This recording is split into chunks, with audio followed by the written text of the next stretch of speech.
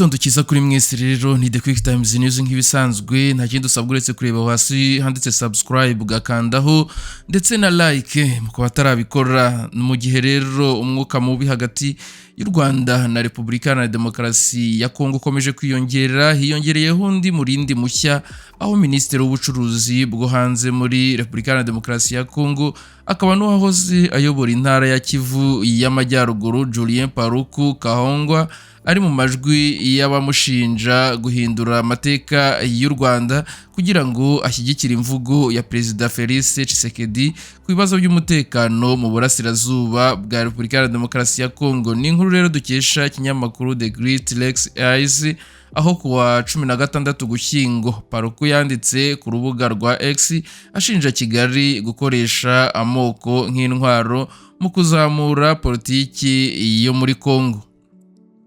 Yifashishije rero amateka akomeye y'u Rwanda uhereye kuri revolution y'ija 1959, ubutegetsi bwa Habyarimana, jenoside yakorewe abatutsi mu 1994 ndetse n'igihe cya nyuma ya jenoside. Ariko abasesenguzi bavuga ko iyi mvugo isa neza niyo yakoreshejwe n'abajenosideri n'imitwe y'abahezanguni banga abatutsi kugira ngo basobanure ivangura n'icuraburindi ryakorewe abatutsi mu Rwanda no mu karere hose.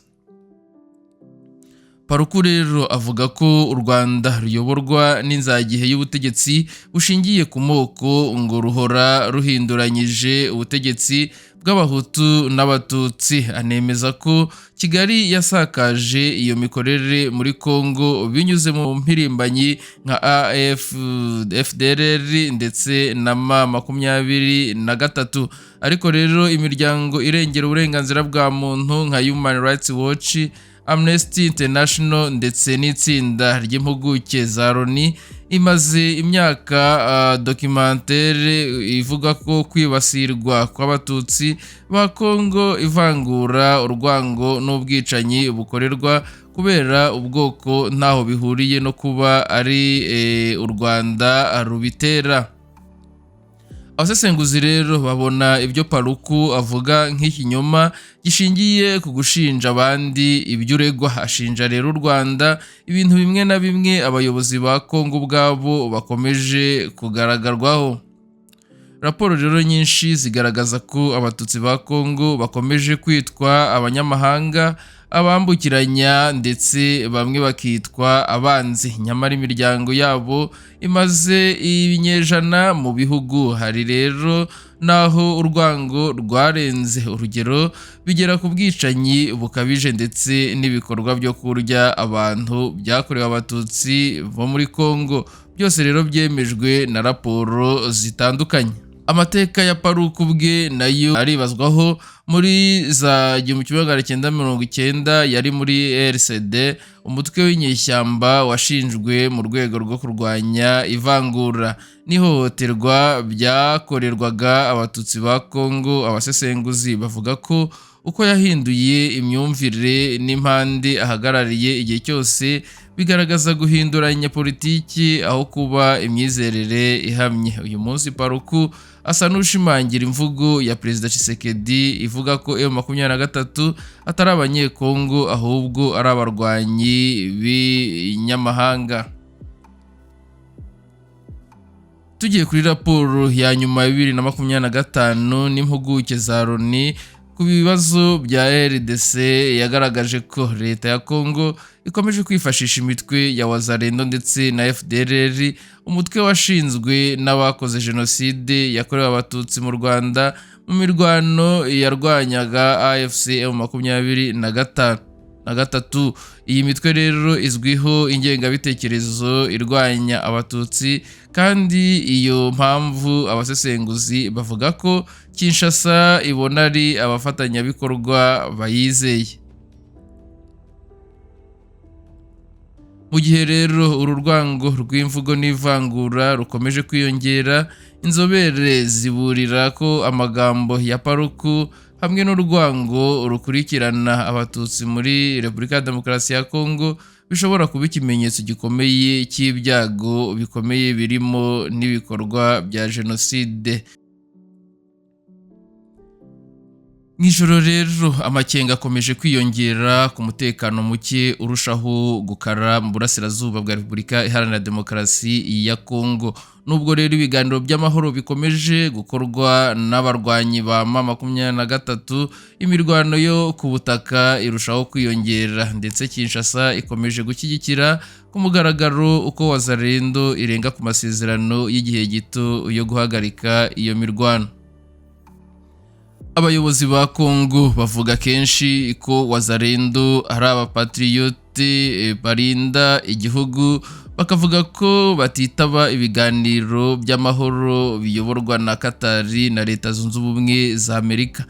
Abayobozi ba wazalendo ubwabo bavuga ko bakorera ku rwego rwabo, bikaba byerekana ko n'amasezerano y'amahoro yazasinywa atazahita agarura umutekano mu burasirazuba bwa Congo.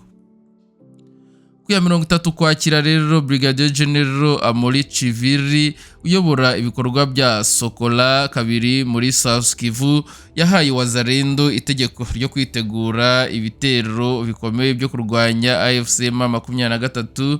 Yababwiye ko batagomba gukurikiza ibiganiro by'amahoro bya Qatar.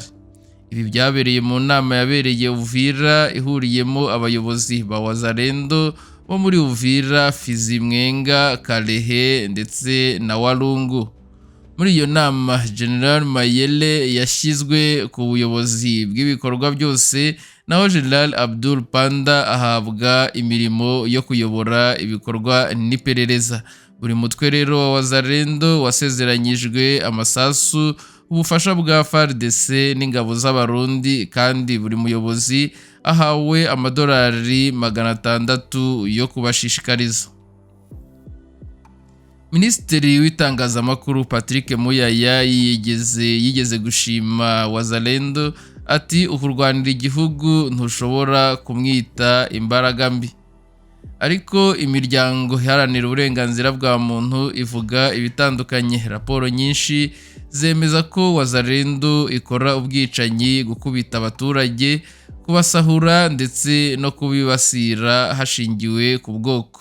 Guhera mu mwaka wa 2022 intego nyamukuru ya wazalendo yabaye kwibasira abatutsi ba Congo, ibashinja gukorana na M23. Ubuyobozi rero umuyobozi w'abatutsi ba Fizi yabwiye Human Rights Watch ati batubwiye ko tutari abanyekongo, ko baje gusukura abanyamurenge, bishe abantu 7, basenya amashuri n'amavuriro. Nubwo rero ibikorwa bikaze byagiye bigaragarizwa amahanga, wazalendo ikomeje kurindwa na politiki ya Perezida Tshisekedi yayise abapolisi b'ubusugire bw'igihugu. Amagambo asa neza n'aya Juvenal Habyarimana n'abahezanguni ba Hutu Power mbere ya Jenoside yakorewe abatutsi mu 1994. Inzobere rero mu by'itsembabwoko ziraburira ko ibimenyetso byose bigaragaza itegurwa ry'itsembabwoko rishobora kwibasira abatutsi bo muri Congo. Nubwo rero hari intambwe muri diplomasi nko ku masezerano yo kuwa 27 Kamena Washington na Declarations of Principles yo kuwa ya 19 Nyakanga Doha, wazalendo yavuze ko ayo masezerano itabareba. Raporo rero ya Critical Threat ivuga ko abayobozi ba wazalendo banze Doha ku mugaragaro. Wazalendo si umutwe umwe, ni uruvange rw'imitwe myinshi irimo abasivile bahawe imyitozo ya gisirikare n'imitwe nka APCSR, NDCR, Nyatura ndetse na FDLR. Nk'uko rero iperereza ryigenga ribigaragaza, bigatera rero ikibazo gikomeye. Ese Kinshasa izanetraliza ite FDLR mu gihe FDLR ari igice cyayo nyirizina? Ndagira ngo tuganire muri komenti, namwe mutubwire uko mubyumva. raporo rero ya 2025 y'impuguke za Loni yemeje ko Tshisekedi akomeje gukoresha wazalendo na FDLR nk'inkingi z'intambara yo kurwanya AFC M23. Akaba ariyo mpamvu rero hibazwaho niba Kinshasa izashobora kunetraliza FDLR mu gihe ari igice cyayo kinini nyirizina. Mu gusoza rero iyi nkuru, mu gihe rero ibiganiro by'amahoro bikomeje, wazalendo irakomeza imirwano mu mirenge yiganjemo abatutsi ba Congo ifatanyije na FARDC n'ingabo z'abarundi. Abahuza mpuzamahanga basaba guteza imbere disarmement cyangwa se gusubiza impunzi mu gihugu no kurwanya FDLR, ariko igihe imbaraga zikomeye z'igisirikare zivuze ko zitareba amasezerano y'amahoro, abasesenguzi bavuga ko ayo masezerano adashobora gushyirwa mu bikorwa. Ni The QuickTimes News nk'ibisanzwe, nta kindi usabwa uretse kureba aho hasi handitse subscribe ugakandaho, hanyuma tugakomeza kubana 5 kuri 5 muri aya makuru.